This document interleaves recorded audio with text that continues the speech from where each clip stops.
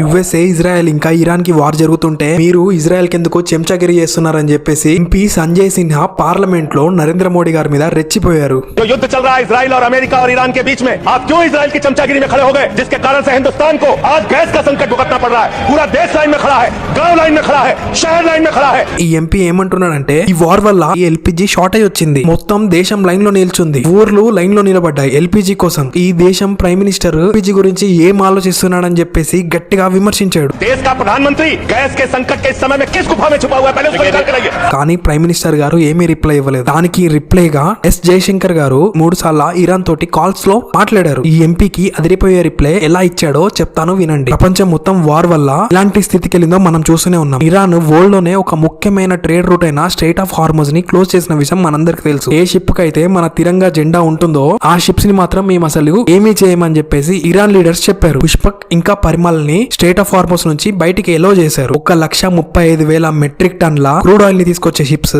Mumbai port కి వచ్చేసాయి. ఇది కదా అసలైన రిప్లై అంటే, రిప్లై త్రూ యాక్షన్స్. ఎలాంటి ఖతర్నాక్ సిచ్యువేషన్ లో అయినా మనం దాన్ని డీల్ చేయగలమని ప్రెసెంట్ గవర్నమెంట్ మళ్ళీ ప్రూవ్ చేసింది. ఎంపీకి నరేంద్ర మోడీ గవర్నమెంట్ ఇచ్చిన రిప్లై ఎలా ఉందో మీరు నన్ను ఫాలో చేసి కింద కామెంట్ లో తెలపడం మాత్రం మర్చిపోకండి.